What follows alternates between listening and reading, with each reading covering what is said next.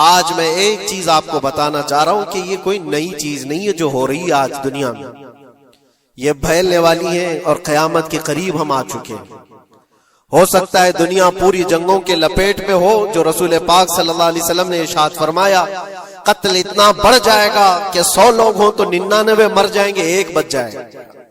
قتل اتنا بڑھ جائے گا، یہ جنگ کی آگ ہو سکتا ہے آس پاس سب پھیل جائے، جس کی وجہ سے اس وبا میں، اس بلا میں سب ملوث ہونے لگ جائیں گے۔ اور ایک بات یہ بھی یاد رکھو، چاہے جیسی بھی حکومت ہو، تاریخ پوری اٹھا کر کے دیکھنا، ظلم کے بعد جو غرور و تکبر میں آ کر فرعون بننے کی کوشش کرتا ہے، اس کا انجام اللہ تعالیٰ بہت بھیانک فرماتا ہے۔ برادران ملت اسلامی، السلام علیکم ورحمۃ اللہ وبرکاتہ۔ الحمدللہ الحنان المنان الذي خلق الإنسان وعلمه البيان، والصلاة والسلام على رسوله سيد الإنس والجان وعلى آله وأصحابه ذوي الخير والإحسان، أما بعد۔ کہ شروع کے دنوں سے ہی اس کائنات میں، اس دنیا میں ایک معرکہ چلتا آ رہا ہے۔ معرکہ مطلب جنگ، مقابلہ۔ وہ کس چیز کا ہے؟ اقبال کہتا ہے ستیزہ کار رہا ہے ازل سے تا امروز، شروع سے لے کے آج تک ایک مقابلہ چلتا آ رہا ہے۔ وہ مقابلہ کس کا ہے؟ شرار ابو لہبی سے چراغ مصطفی کا۔ مصطفیٰ کریم صلی اللہ علیہ وسلم کی چراغ کی روشنی کا مقابلہ ابو لہب کی شرارتوں کے ساتھ۔ تو ایک تو یہ کہ استعارہ ہے، اس سے پہلے بھی فرعون و موسیٰ کا، نمرود و ابراہیم کا علیہم السلام، یہ مقابلہ اس روئے ارضی پر چلتا رہا اور حق و باطل کے معرکے ہوتے رہے اور ہوتے بھی رہیں گے۔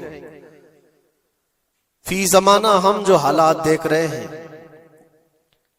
پوری دنیا میں، آج جنگوں کے حالات جو پیش کیے جا رہے ہیں، لوگ تو اب یہ خبریں ایسے سن رہے ہیں، کسی کے ہاں بم گرنے کی، میزائل گرنے کی، تو ایسا لگ رہا ہے جیسے بچے پٹاخے پھوڑ رہے ہیں۔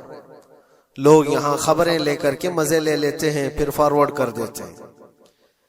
موت اتنی آسان ہو گئی ہے کہ اللہ کے نبی صلی اللہ علیہ وسلم نے 1400 سال پہلے یہ ارشاد فرمایا تھا کہ ایک زمانہ آئے گا کہ حرج بڑھ جائے گا۔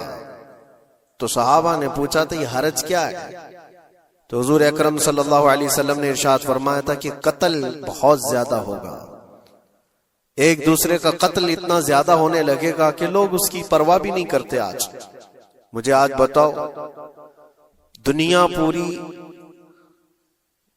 بہت سارے ایشوز پر بیٹھکیں کر رہی ہے، گلوبل وارمنگ پہ ہے، دنیا میں انوائرمنٹ کی چینجنگ پر، موسم کا تاپمان بڑھ رہا ہے، اس پر میٹنگیں ہو رہی ہیں، بڑی بڑی تنظیمیں بیٹھتی ہیں۔ یہ ڈھکوسلا ہے یہ دنیا کا، یہ مغربی دنیا، ویسٹرن کنٹریز کا دکھاوا ہے۔ یہ اینیمل لاورز کو بھی باہر لے کر کے آتے ہیں، ان کو بہت زیادہ کوریج دیا جاتا ہے۔ یہ کتے سے پیار کرنے والا ہے، یہ مرغی سے پیار کرنے والا ہے۔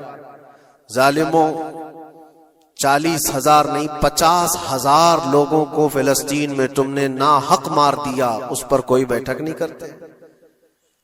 موت اتنی آسان ہے انسانوں کی، جنگ جس سے ہے، مقابلہ جس سے ہے، تمہارا آپس میں برابر کی طاقت کا مقابلہ ہو تو سمجھ میں آئے کہ ایک دوسرے کی فوجوں سے مقابلہ ہے، ادھر کی فوج بھی مر رہی، ادھر کی فوج بھی مر رہی ہے، لیکن نہتے بچوں کا کیا قصور؟ بلکہ وہ گود میں آئے ہوئے ابھی جنہوں نے شعور کی آنکھیں بھی نہیں کھولی، دودھ پیتے بچوں کے جو قتل ہوئے ہیں۔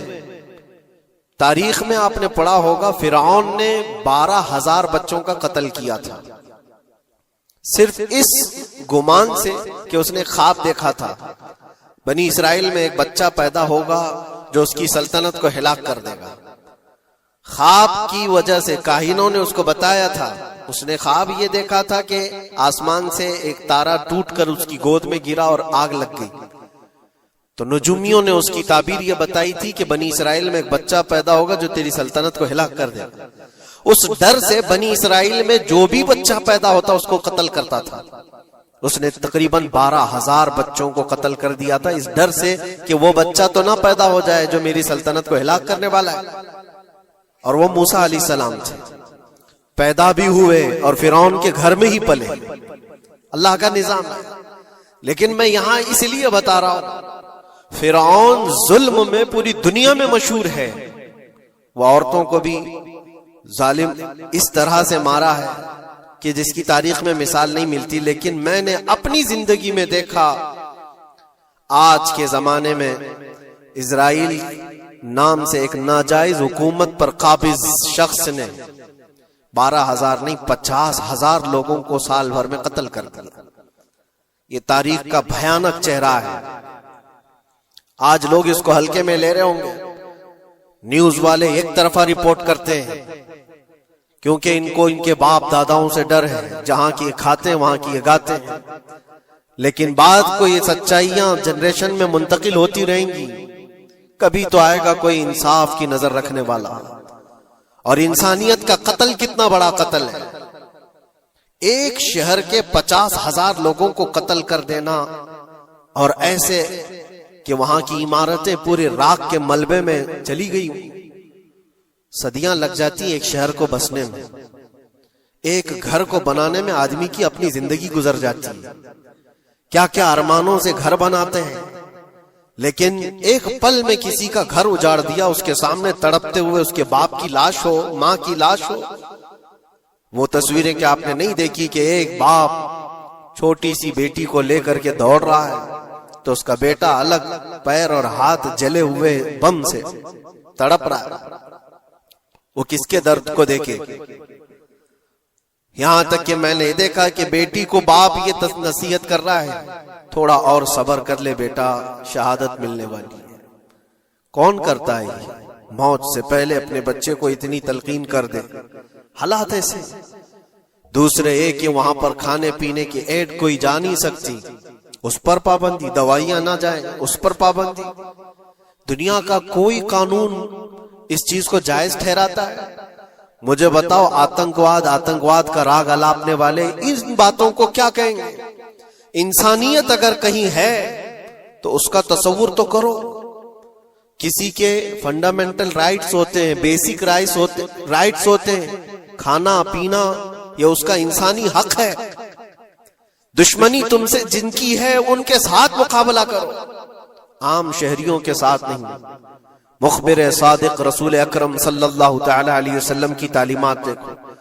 جہاد کو لے کر جو پروپیگنڈا تم پھیلاتے ہو, اور ہر چیز کو جہاد کا لفظ دے کر کے ایک ایسا نیریٹو کریٹ کرتے ہو کہ لوگوں کے دماغ میں ایک پروپیگنڈا پھیل جائے. آؤ میں سناتا ہوں, رسول پاک صلی اللہ تعالی علیہ وسلم جب صحابہ جہاد میں جاتے تو ان کو کن باتوں کی تلقین کرتے تھے. سب سے پہلے مجاہدین صحابہ سے کہتے, جس جگہ تم جا رہے ہو مقابلہ تمہارا جن کے ساتھ ہے انہی سے مقابلہ کرنا. جو تمہارے خلاف تلوار اٹھائے اس کے خلاف تم تلوار اٹھاؤ. اور راستوں پر بیٹھے ہوئے بوڑھوں کو ہاتھ نہ لگانا, کسی عورت کے ساتھ چھیڑ چھاڑ نہ ہو. حاملہ عورتیں اگر قید میں آ جائیں تو انہیں چھوڑ دینا. یہ حضور پاک صلی اللہ علیہ وسلم کی تعلیمات ہیں. حتیٰ کہ رسول کریم صلی اللہ علیہ وسلم نے فرمایا, جس شہر میں تمہارا غلبہ ہو جائے, تم غالب آ گئے وہاں کی فوج پر, تو وہاں کے رہنے والوں کے بچوں کو نہ ظلم کرنا, ان کو نہ پکڑنا. پھر تعلیمات میں یہ ہے, وہ چاہے جس مذہب کے بھی لوگ ہیں ان کے معبدوں کو, ان کی عبادت گاہوں کو ختم نہیں کرنا, ان کی عبادت گاہوں کو توڑ پھوڑ نہ کرنا جس شہر میں تم جا رہے ہو.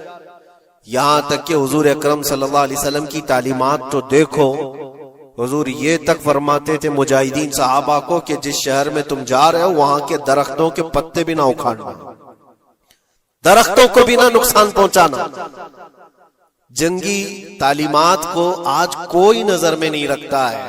دنیا کہتی ہے کہ جنگ کے دوران بھی کچھ اصول ہوتے ہیں, لیکن کوئی اصول نہیں. ہم نے دیکھا ہے جس کی طاقت ہے اس کا بول بالا ہے. یہ دنیا ان کے خلاف کبھی کوئی بات نہیں کرتی. آج سے تقریباً 20 سال پہلے بھی عراق کی کیا حالت تھی آپ نے دیکھا ہوگا. ایک جھوٹے پروپیگنڈے کی وجہ سے پورے عراق کو تباہ کیا گیا. آج تک وہ سنبھل نہیں پایا. نیوکلیئر پاور عراق کے اندر موجود ہے, اس کے ری ایکٹر وہاں پر موجود ہے. کیا کیا چیزیں اس زمانے میں پھیلائی گئی. سوشل میڈیا تو نہیں تھا اتنا. دنیا نے یہ مان لیا کہ ہاں دادا کہہ رہا ہے تو ہوگا, اور حملہ کیا اسی بنیاد پر. 20 سال ہو گئے, آج تک عراق میں کوئی نیوکلیئر پاور پلانٹ نہیں نظر آیا, کہیں نہیں. ایک جھوٹے پروپیگنڈے کی وجہ سے وہاں کے کتنے لاکھ لوگوں کو بے گھر ہونا پڑا ہے پتہ ہے. کچھ جگہ ایسی ہیں جہاں بم برسائے گئے, آج تک وہاں کوئی سبزہ نہیں اگتا, کوئی وہاں پر فصل نہیں ہوتی. میں نے خود اپنی آنکھوں سے دیکھا ایک نیا میدان جس پہ لوگ فٹ بال کھیلتے تھے, چند سالوں کے بعد دیکھو تو پورا میدان قبروں سے بھرا ہوا ہے. قبریں ہیں وہاں پر, پوری قبریں. لوگوں کو جنازہ اٹھانے کے لیے لوگ نہیں ملتے. موت اتنی عام کر دی گئی تھی. ان باتوں کو کوئی کہتا ہے؟ آپ نے سنا کبھی ابو غریب جیل کے متعلق؟ قیدیوں کے ساتھ جو وحشیانہ سلوک کیا ان گوروں نے, اللہ کی پناہ. بہت سخت قسم کے, دنیا میں بدنام زمانہ جیل اس کو کہا جاتا ہے. ہر طرح کی وہاں پر قیدیوں کے ساتھ آزمائشیں ہوئی, ہر طرح کی. ان پر کتے چھوڑ دینا, ان کی شرمگاہیں کاٹنا, ان پر پیشاب کرنا, ہر چیز جو انسانیت سوز ہے, انسانیت کو جلا دینے والی, یہ ساری حرکتیں کی گئی. دنیا خاموش ہے اس سلسلے میں. کیوں؟ سپر پاور کے 1000 گنا بھی ہضم کر لیے جاتے ہیں. چھوٹا ملک یا غریب آدمی کوئی بات کرے تو سارے اس پر ٹوٹ پڑتے ہیں. آج میں ایک چیز آپ کو بتانا چاہ رہا ہوں کہ یہ کوئی نئی چیز نہیں ہے جو ہو رہی ہے آج دنیا میں. یہ پھیلنے والی ہے اور قیامت کے قریب ہم آ چکے ہیں. ہو سکتا ہے دنیا پوری جنگوں کے لپیٹ میں ہو, جو رسول پاک صلی اللہ علیہ وسلم نے ارشاد فرمایا قتل اتنا بڑھ جائے گا کہ 100 لوگ ہوں تو 99 مر جائیں گے, ایک بچ جائے گا. قتل اتنا بڑھ جائے گا. یہ جنگ کی آگ ہو سکتا ہے آس پاس سب پھیل جائے, جس کی وجہ سے اس وبا میں, اس بلا میں سب ملوث ہونے لگ جائیں گے. اور ایک بات یہ بھی یاد رکھو, چاہے جیسی بھی حکومت, تاریخ پوری اٹھا کر کے دیکھنا, ظلم کے بعد جو غرور و تکبر میں آ کر فرعون بننے کی کوشش کرتا ہے, اس کا انجام اللہ تعالیٰ بہت بھیانک فرماتا ہے. بہت بھیانک انجام ہوتا ہے. اب کے ظالم بھی اپنے انجام کے بہت قریب آ چکے. انہوں نے ظلم اتنا کیا ہے, وہ بچوں کی آہیں, وہ عورتوں کی چیخیں کیا بارگاہ رب العزت میں نہ پہنچی ہوں گی؟ رب تبارک و تعالیٰ خود فرماتا ہے سَيَعْلَمُ الَّذِينَ ظَلَمُوا أَيَّ مُنْقَلَبٍ يَنْقَلِبُونَ. ان قریب ظالم یہ دیکھ لیں گے کہ کس پلٹی میں اللہ تعالیٰ انہیں گرانے والا ہے. جو جال وہ اپنے دشمنوں کے لیے بنتے ہیں, اللہ تعالیٰ اسی جال میں ان کو پھنساتا ہے. آج دیکھنا آپ, تاریخ کی سچائیاں آپ کو اس بات کا جواب دیں گی. ظالم یہ سمجھتا ہے کہ میں خدا کے برابر ہو چکا, مجھے کوئی بھی ہلاک نہیں کر سکتا. اللہ تعالیٰ فرماتا ہے اینما تکونوا یدرککم الموت ولو کنتم فی بروج مشیدہ. تم مضبوط قلعے میں کیوں نہ بیٹھے ہو, موت تمہارے پاس آ کر پکڑ لے گی. اور رب تبارک و تعالیٰ کے لیے کوئی چیز ناممکن ہے. لوگ آج ہوا بناتے ہیں کہ ایئر ڈیفنس سسٹم اتنا بڑا ہے کوئی کچھ نہیں کر سکتا. ایک چھوٹے سے پدے سے ایک ناجائز کنٹری کو محفوظ دکھانے کے لیے دنیا پتہ نہیں کیا کیا باتیں وائرل کرتی ہے. اسرائیل کے پاس آئرن ڈوم ہے, ایئر ڈیفنس سسٹم اتنے بڑے ہیں, کوئی نہیں آ سکتا. وہ خدا ہے؟ کوئی خدا ہے؟ لیکن دنیا آج دیکھ رہی ہے, بہت ساری چیزوں کو دیکھ رہی ہے. مجھے یہاں پر کسی کے سلسلے میں نہیں کہنا, لیکن ایک بات کہنا ہے کہ نشہ میں چور, گھمنڈ میں چور جو بندہ ہوتا ہے, اللہ تعالیٰ کبھی اس کو مچھر سے بھی ہلاک کرتا ہے. بہت بڑی طاقت کا اس سے مقابلہ ہونا ضروری نہیں. تمہارے پاس ہوگا بہت بڑا سسٹم، لیکن رب تبارک و تعالی جب انتقام لے لے تو پھر تمہارے لیے بہت بڑی طاقتوں کی ضرورت نہیں۔ آپ کو میں تاریخ بتاؤں، عراق میں نمرود ایک زمانے میں اس طرح کی حرکت کیا تھا کہ اس نے بہت بڑی عمارت بنائی تھی، اور اس کے مطابق بات یہ تھی کہ وہ 1000 لوگوں سے تنہا لڑ سکتا تھا، اتنی اس کی طاقت تھی۔ شیر سے خود مقابلہ کرتا تھا، کبھی ڈرتا نہیں تھا۔ نمرود کی طاقت مشہور تھی اس زمانے میں، اور سارے لوگ اس کی طاقت کا لوہا مانتے تھے، حتیٰ کہ وہ کبھی اپنی زندگی میں بیمار نہیں ہوا تھا۔ آدمی جب بیمار نہیں ہوتا تو اس کا غرور بڑھ جاتا ہے، سوچتا ہے مجھے کچھ ہو نہیں سکتا۔ نمرود نے اس کے بعد یہ دیکھا ساری دنیا میرے قبضے میں ہے، طاقت و دولت کے ذخیرے سب اس کے پاس سے، لیکن ایک چیز نہیں تھی، موت پر کنٹرول۔ اس کو کیسے کیا جائے کنٹرول؟ یعنی مرنے سے بچ تو نہیں پائے گا، یہ کنٹرولنگ پاور بھی ہمارے پاس ہونا چاہیے۔ اس نے ایک بہت بڑی عمارت بنائی، کہا کہ خدا آسمانوں میں ہوتا ہے، ہم اتنی بڑی عمارت بنائیں گے کہ ان عمارتوں پر چڑھ کر خدا کو للکاریں گے۔ آجا میں مقابلہ کرتا ہوں، اور مقابلہ کر کے میں خدا کو گرا دوں گا کسی بھی طرح سے۔ اگر مجھ سے نہ ہو سکے تو پوری فوج کو تیار کروں گا، خدا سے لڑائی لڑ کر کے ایک بار وہ موت اور حیات کا پاور اپنے ہاتھ میں لے لیں گے، پھر ہم کو جب تک چاہے جینا ہے۔ کہاں کی خام خیالی، لیکن اس نے بنایا، پوری دنیا بھر سے لوگوں کو جمع کیا، سب کی زبان ایک بنایا، سب کی کرنسی ایک بنایا، ساری اس پوری دنیا کے لوگ اس کی فوج میں، سب کو یہ باور کرانا شروع کیا کہ ہماری لڑائی ہے دنیا سے نہیں، ہماری لڑائی کریٹر سے، خالق سے۔ ہم اس سے پاور چھین لیں گے ایک بار، اور پھر اپنے ہاتھ میں موت و حیات کا کنٹرول رکھیں گے۔ جس کو جتنی لمبی عمر چاہیے میں دوں گا، جس کو جب تک جینا ہے میں دوں گا، ازل سے لے کر ابد تک۔ یہ سارے خیالات اس کے تھے، اور اس نے جمع کیا، عمارت بھی بنایا، فوج بھی تیار کیا۔ کیا رب تبارک و تعالیٰ یہ نہیں دیکھ رہا تھا؟ اس کی تیاری، اس کا جمع کرنا، اس کی عمارت بنانا، بہت دنوں تک یہ سب کام چلتا رہا۔ رب تبارک و تعالیٰ کسی سے غافل نہیں، دلوں میں گزرنے والے حالات سے بھی بے خبر نہیں، لیکن بندے کو رب تبارک و تعالیٰ ڈھیل دیتا ہے۔ قرآن میں رب تعالیٰ فرماتا ہے وَلَا يَحْسَبَنَّ الَّذِينَ كَفَرُوا أَنَّمَا نُمْلِي لَهُمْ خَيْرٌ لِأَنفُسِهِمْ إِنَّمَا نُمْلِي لَهُمْ لِيَزْدَادُوا إِثْمًا۔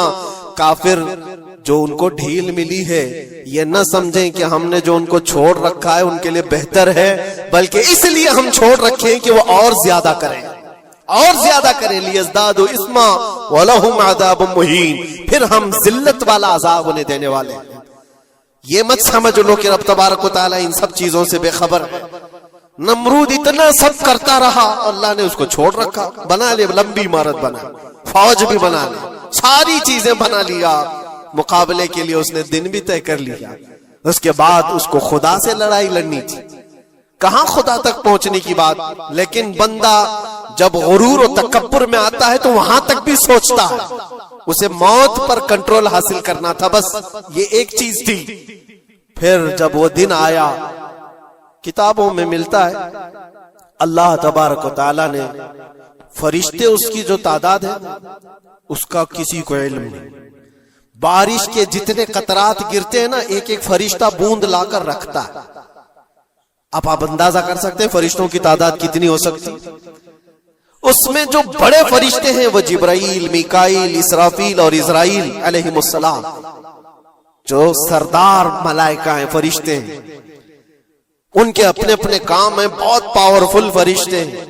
ان کی بات نہیں کر رہا، کسی ایک عام فرشتے کو رب تبارک و تعالیٰ نے بلایا اور فرمایا جاؤ زمین پر، ہمارے ایک بندے نے ہم سے لڑائی کا ارادہ کر لیا ہے، اس کی طاقت و قوت اور اس کی جمع شدہ ساری چیزوں کو دیکھ کر کے آؤ۔ وہ فرشتہ زمین پر آیا، جس جگہ پر اس نے یہ سب جمع کیا تھا، فرشتہ اتر کر صرف اپنے پیر ہلایا تھا، پوری عمارت بھسم ہو گئی، کچھ نہیں کیا تھا، اس کی بنائی ہوئی عمارت بھسم ہو گئی، جتنی فوج جمع کیا تھا سب کیڑے مکوڑوں کی طرح مر گئے، اور سب کی زبانیں مختلف ہو گئی، کوئی ایک دوسرے کو پہچان نہیں پا رہا۔ یہ منٹوں کی بھی بات نہیں تھی، سیکنڈوں کی بات تھی۔ فرشتہ واپس چلا گیا، نمرود کا زوال ہو گیا، ختم ہو گیا۔ یہ تاریخ کی ایک بات ہے، اور یہ روایت ہم اپنی کتابوں میں نہیں رکھتے، یہ روایت یہودیوں کی کتابوں سے ہی ہے۔ یہودی اس بات کو یقین کرتے ہیں، اور اسی وجہ سے اس بات پر وہ دوبارہ عمل کرنے کے لیے پھر کوشش میں ہے۔ نیو ورلڈ آرڈر جو کہا جاتا ہے، پوری دنیا کو اکٹھا کرنا، ایک کرنسی بنانا، ایک لینگویج پر لانا، اور سب کو ملا کر کے ایک طاقت حاصل کرنا، اسپیس پر جانا، اور پھر وہی چیزیں دہرانی جا رہی ہے دنیا۔ وہی چیز ایک دوبارہ بار ٹرائی کرنا ہے، جس کے لیے آپ کو پتہ ہے یہ چھوٹی سی قوم پوری دنیا پر کنٹرول حاصل کرنے کے کیسے کیسے خواب دیکھتی ہے۔ اگر آپ جائیں، اسلام دشمنی تو ان کی پرانی ہے، لیکن یہ جو 50,000 لوگوں کا قتل ہے، یہ صرف اور صرف ان کے اپنے ایک چھوٹے مقصد کے لیے۔ ہو سکتا ہے بہت ساری باتیں ہوں، غزہ پٹی ایک ہی علاقہ بچا ہوا ہے فلسطین کا، باقی سب تو یہ قبضہ کر چکے 1947 کے بعد، 48 کے بعد۔ چھوٹا سا حصہ جو باقی غزہ پٹی، جس کی 20 لاکھ کی آبادی، اس علاقے پر اتنی زیادہ کیوں کرورتا ہے؟ کیوں؟ باقی سب جگہ پر، اور بھی دیگر جگہ پر، یروشلم میں، ویسٹ بینک میں، کئی جگہوں پر مسلمان آباد ہیں۔ یہ غزہ کے لیے کیوں اس قدر سختیاں ہیں؟ دنیا کو بتانے کے لیے تو یہ ایک آتنکواد جماعت ہے حماس، جس کا مقابلہ کرنے کے لیے ہم یہ حملے کر رہے ہیں، لیکن آج تک یہ دنیا کو بتا نہیں سکے کتنے حماسیوں کو قتل کیا، کتنے حماس کے لوگ پکڑے گئے، کتنوں کو مارا گیا، چند ہوں گے، لیکن اس کے بدلے میں جو بھاری قیمت چکائی ہو غزہ کے نہتے لوگوں نے، 50,000 لوگوں کا قتل، یہ تو ریکارڈ پہ دکھ رہا ہے، باقی اللہ عالم۔ باقی کتنے ہیں جن کی تعداد مل نہ سکی ہو؟ بعض دانشوروں نے یہ بھی بتایا اس کو صرف اور صرف ایک کینل بنانا ہے جو دنیا کی ٹریڈنگ پر قبضہ حاصل کرنے کے لیے۔ جو سوئس کینال ہے ایجپٹ کا، جس سے میڈیٹرین سی سے لے کر کے گزرتے ہیں، 2 سمندروں کو جوڑنے کے لیے ایک کینل ہے مصر میں، ایجپٹ میں، جہاں سے ایجپٹ ہر گزرنے والے جہاز سے ٹیکس لیتا ہے، ہر گزرنے والے جہاز سے ایک بھاری قیمت لیتا ہے، جس سے ٹریڈنگ پر اثر بھی رہتا ہے۔ اور جب وہ چاہے بند کرے، 2 مرتبہ اس نے بند بھی کیا تھا تاریخ میں، 1950 کے بعد۔ اور یہ خواب دیکھتا ہے اسرائیل کہ ہم اپنی ہی جگہ سے ایک کینل بنا لیں تقریباً 300 کلومیٹر، جس کے لیے اس کو غزہ حاصل کرنا بہت ضروری ہے۔ یہ بعض لوگوں کی اپنی تحقیق ہے۔ تو کیا کوئی اپنے مفاد کا حاصل کرنے کے لیے 50,000 لوگوں کا قتل کر سکتا ہے؟ دنیا کو یہ بھیانک چہرہ بھی تو معلوم ہونا چاہیے۔ اگر ان کو کوئی راستہ بنانا ہے تو اس کے لیے انسانیت کا قتل کرنا ہے۔ میں آپ کو ایک بات عرض کیے دیتا ہوں، قرآن پاک نے جو فرمایا وہ حق ہے، 100% حق ہے۔ اللہ نے فرمایا، میں نے خطبے کے بعد جو آیت پڑھی، وَضُرِبَتْ عَلَيْهِمُ الذِّلَّةُ وَالْمَسْكَنَةُ، اللہ فرماتا ہے ان پر ذلت اور غربت لکھ دی گئی۔ کس پر؟ یہودیوں کے متعلق۔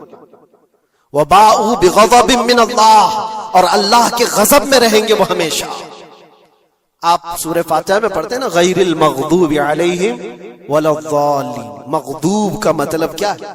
جن پر اللہ کا غضب ہوا، اور وہ یہود قوم ہے۔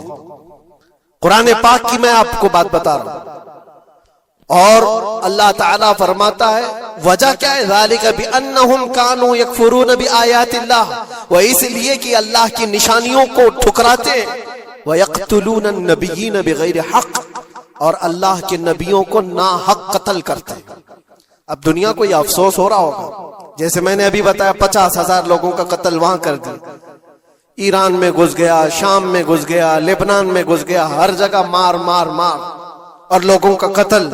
میرے عزیزو، یہ تو عام لوگوں کا قتل ہے، اور قرآن یہ کہتا ہے یہ وہ قوم ہے جو اللہ کے نبیوں کو قتل کرتی تھی۔ اور تاریخ میں ہے تقریباً 10,000 نبیوں کو انہوں نے قتل کیا ہے، 10,000 نبیوں کو انہوں نے قتل کیا ہے، صرف اپنی من مانی بات نہ پائے جانے کی وجہ سے۔ حضرت زکریا علیہ السلام کی بات معلوم ہے؟ یہ تو بیت المقدس کے متولی تھے. زکریا علیہ السلام بیت المقدس کے امام تھے جن کا ذکر ہے قرآن پاک میں. حضرت زکریا علیہ السلام کے پیچھے یہی قوم جو ان کی امت میں تھی. یہودیوں کے لیے بھی وہ مقدس نبی تھے، لیکن ان ظالموں نے حضرت زکریا علیہ السلام کو دشمنی میں رکھ کر کے ایسا قتل کیا تھا. اللہ اکبر.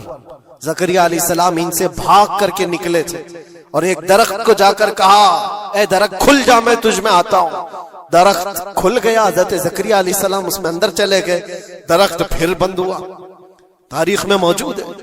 ابلیس لعین نے، شیطان مردود نے یہودیوں کو راستہ بھی بتایا اور درخت بھی بتایا کہ اس کے اندر زکریا چھپے ہوئے، اس کے اندر زکریا ہے. یہودیوں نے تیز آری لے کر کے درخت کو اوپر سے کاٹنا شروع کیا کہ درخت کے 2 ٹکڑے ہوں گے تو زکریا علیہ السلام تک بھی پہنچ جائیں گے. انہوں نے آری سے کاٹتے کاٹتے کاٹتے ان کے سر تک پہنچا دیا. اور جب حضرت زکریا علیہ السلام کو اپنے سر کے اوپر سے کٹنے کی آواز آنے لگی تو اب سوچا کہ اب یہ آری سے پورا کٹ جائے گا. اللہ تعالی کی طرف سے ندا آئی، اے زکریا صبر کر لو، اگر تم اس پر آواز نکالو گے تو صبر والوں میں سے تمہارا نام نکل جائے گا. یہاں تک کہ تاریخ میں ہے وہ یہودیوں نے آری سے کاٹتے کاٹتے حضرت زکریا علیہ السلام کے سر کو چیر دیا اور جسم کے 2 ٹکڑے ہو گئے. اللہ کے نبی خاموش رہے، صبر کر کے رہ گئے. ان کے بیٹے یحییٰ علیہ السلام نے یہودیوں کے ایک گورنر یا بادشاہ کو یہ کہا تھا کہ ایک نکاح میں 2 بہنوں کو رکھنا جائز نہیں. اس نے 2 بہنیں ایک ساتھ اپنی زوجیت میں رکھا تھا. صرف اتنی بات پر حضرت یحییٰ علیہ السلام صرف 33 سال کے جوان تھے. اس یہودی ظالم نے یحییٰ علیہ السلام کے سر کو کاٹ کر کے برتن میں لا کر ناشتے میں رکھا تھا. اللہ کے نبی کی بات کر رہا ہوں. اللہ کے نبی کے سر کو کاٹ کر تشت پہ رکھا تھا. لیکن تاریخ کی سچائیاں بتاتی ہیں کہ وہ کٹے ہوئے سر سے یحییٰ علیہ السلام بولتے تھے اے ظالم اب بھی میں کہتا ہوں ایک نکاح میں 2 بہنوں کو رکھنا حرام ہے، حرام ہے. یہ اللہ کے نبیوں کی زندگی میں بتا رہا ہوں جن کے ساتھ انہوں نے کیا. عیسیٰ علیہ السلام، یہ پاگل عیسائی جو آج ان کی کپڑوں میں جا کر بیٹھے ہوئے ہوتے ہیں جبکہ زندگی بھر یہ لڑتے رہے ہیں. قرآن بھی کہتا ہے وقالت اليہود لیست النصارى علی شیء وقالت النصارى لیست اليہود علی شیء. دونوں لڑتے تھے. یہودی کہتے عیسائی کوئی چیز ہی نہیں، عیسائی کہتے تھے یہودی کوئی چیز ہی نہیں. ان کی جنگیں اتنی خطرناک ہوئی. یہ سب لیپا پوتی کر کے آج دکھاتے ہیں کہ ہم سب ایک ہیں. بہت گہری دشمنیاں ان کے درمیان تھی. عیسائیت، حضرت عیسیٰ علیہ السلام کو کیا کیا گیا؟ جب انہوں نے اپنے پیغامات پھیلائے تو عیسیٰ علیہ السلام کو بھی قتل کرنے کا منصوبہ یہودیوں نے بنایا تھا اور پورے لوگ آ کر حضرت عیسیٰ علیہ السلام کے گھر کو گھیراؤ کر لی. عیسیٰ علیہ السلام کو اس رات اللہ تعالیٰ نے آسمانوں پر اٹھا لیا اور ایک یہودی کو اندر دیکھنے کے لیے بھیجا تھا یہودیوں نے کہ جا کے دیکھو عیسیٰ ہے کہ نہیں. تو اللہ تعالیٰ نے وہ آئے ہوئے یہودی کو عیسیٰ علیہ السلام کی شکل دے دی. عیسیٰ علیہ السلام کو اٹھا لیا. یہودی جو باہر کھڑے منتظر تھے ہمارا آدمی اندر گیا ہے دیکھنے کے لیے، مارنے کے لیے، قتل کرنے کے لیے، ابھی تک آیا نہیں، تو سب کے سب اندر گھس گئے. دیکھا وہ آدمی بیٹھا ہوا ہے، اسی کو پکڑ کر لا کر سولی پر چڑھا دیا عیسیٰ سمجھ کر کے. لیکن اتفاق یہ ہے کہ اس کو پوری شکل نہیں دی گئی تھی. آدھی شکل عیسیٰ علیہ السلام کی تھی اور آدھی اس کی خود کی تھی. بعد میں یہودیوں میں خود اختلاف ہو گیا. ہمارا بندہ کہاں گیا جو ڈھونڈنے کے لیے گیا تھا؟ وہ غائب کہاں ہے؟ اور اگر یہ ہمارا بندہ ہے جو ڈھونڈنے کے لیے گیا تھا تو پھر عیسیٰ کہاں ہے؟ یہ اختلاف میں، یہ شک میں 550 سال گزر گئے. پھر میرے مصطفیٰ صلی اللہ علیہ وسلم تشریف لائے اور قرآن نے اس بات کو واضح کیا، نہ تم نے عیسیٰ کا قتل کیا نہ سولی چڑھائی ہے. عیسیٰ علیہ السلام زندہ ہیں، اللہ نے آسمانوں پر انہیں اٹھایا. یہ تو عیسائیوں پر احسان ہے قرآن کا جو سچائیاں 550 سال پہلے کی بتایا. میرے عزیزوں، یہ تاریخ میں آپ کو بتا رہا ہوں، نبیوں کا قتل کرنے والی قوم، ان کے سامنے عام انسان کیا مانے رکھتے ہیں؟ یہ دنیا کی ساری قوموں کو حقیر سمجھنے والی قوم، دنیا کے پورے ذخیروں کو اپنی ملکیت سمجھنے والی قوم، ان کا عقیدہ ہے یہ دنیا کا جتنا گولڈ ہے، جتنا سونا ہے، اس پر صرف اور صرف ان کی قوم کا قبضہ ہونا چاہیے، پوری دنیا کو۔ آپ کو پتا ہے مدینہ طیبہ میں حضور پاک صلی اللہ علیہ وسلم کی آمد سے پہلے یہ سب کے سب مدینے میں بسے ہوئے تھے، 550 سال سے انتظار کر رہے تھے حضور کے آنے کا، دوسری قوموں کو ڈراتے تھے، کیوں؟ ان کی کتاب میں موجود تھا آخری نبی کے آنے کی ساری باتیں موجود تھی، آخری نبی آئیں گے، ان کے ماننے والوں کا غلبہ ہوگا، وہ اپنے نور نبوت سے لوگوں کے دلوں کو پاک کریں گے، ان کی شکل بھی بتائی گئی تھی تورات میں، ان کے آنے کی جگہ بھی بتائی گئی تھی، پورے حجاز میں کھجوروں کا جھنڈ ایک علاقہ ہوگا جہاں یہ نبی آئیں گے، اور وہ مدینے کے علاوہ کوئی جگہ ہی نہیں تھی۔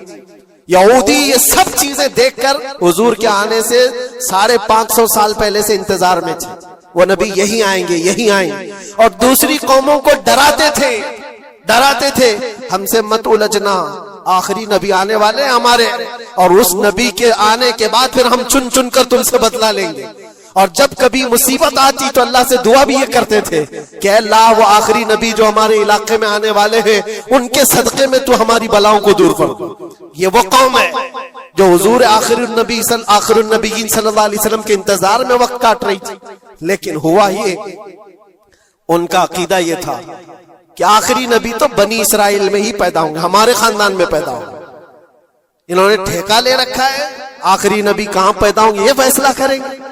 اللہ تبارک و تعالیٰ نے آخری نبی ہمارے آقا صلی اللہ علیہ وسلم کو بنی اسرائیل میں نہیں بنی اسماعیل میں پیدا کیا، اسماعیل علیہ السلام کی اولاد میں پیدا کیا، اور یہ اسماعیل علیہ السلام کی اولاد پورے عرب میں آباد تھی، عرب میں پوری آبادی اسماعیل علیہ السلام کی تھی۔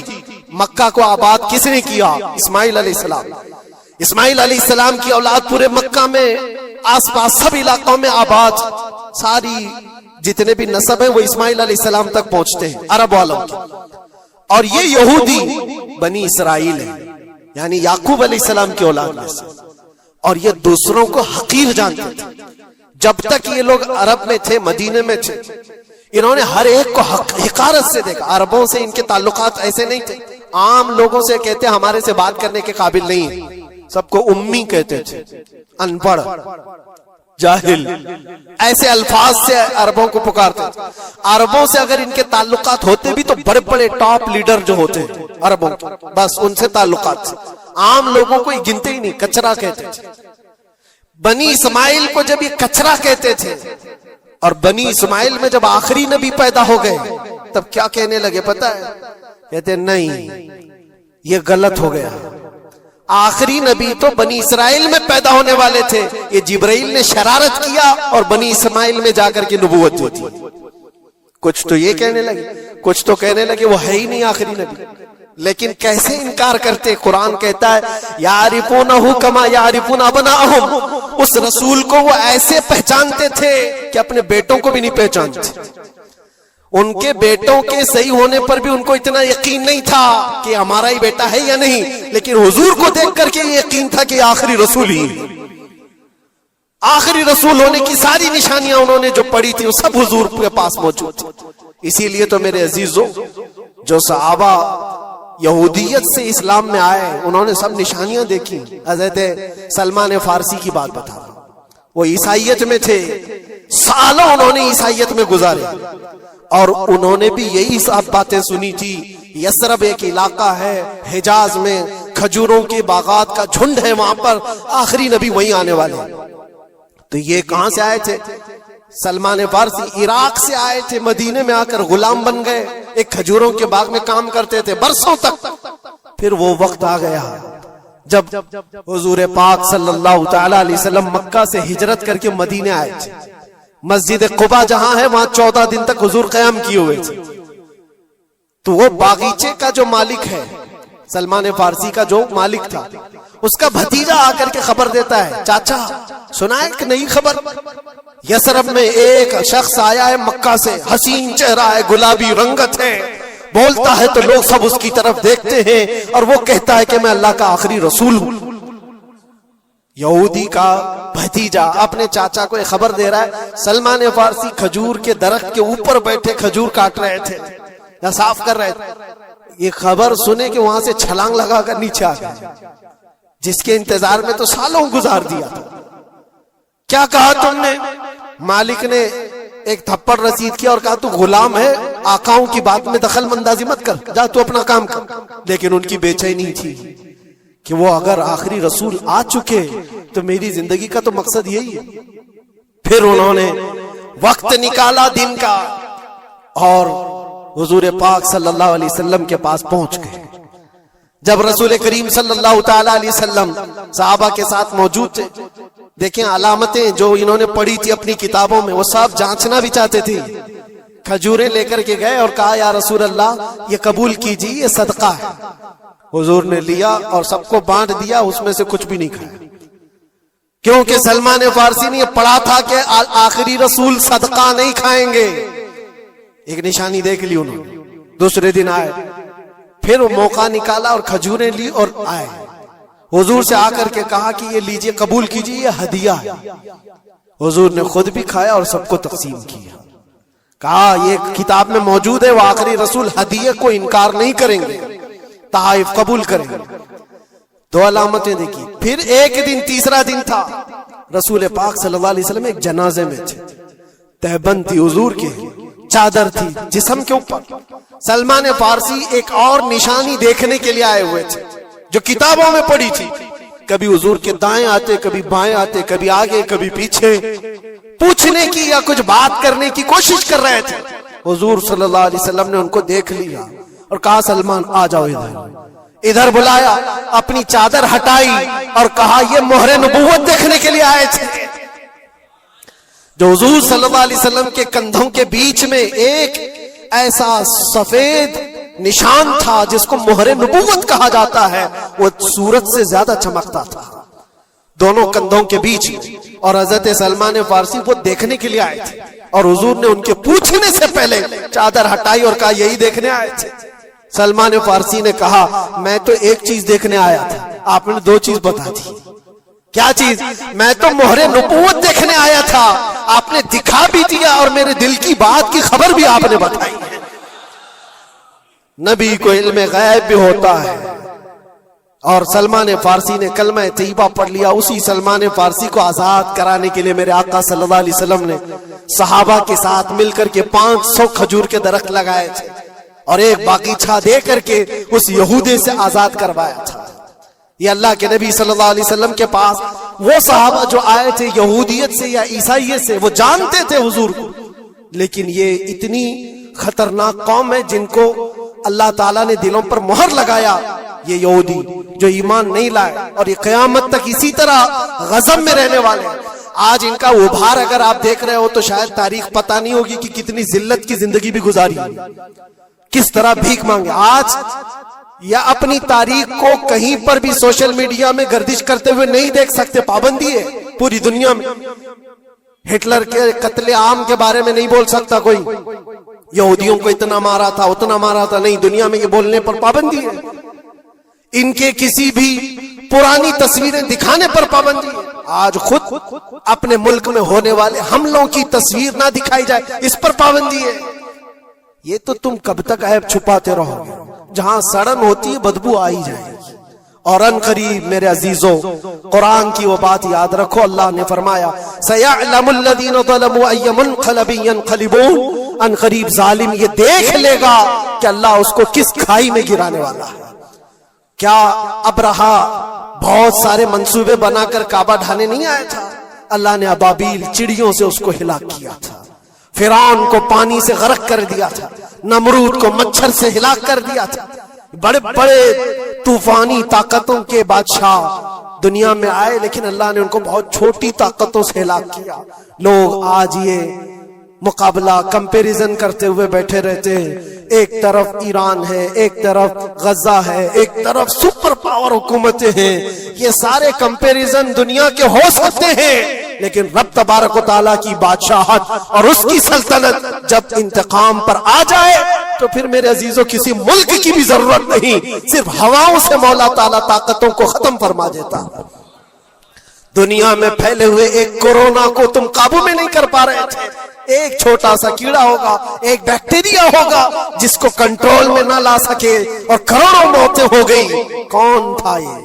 موتوں پر کنٹرول تمہارے پاس کیوں نہیں آیا؟ سپر پاور طاقتیں بے بس نہیں تھی؟ 2 سال پہلے نہیں دیکھا آپ نے؟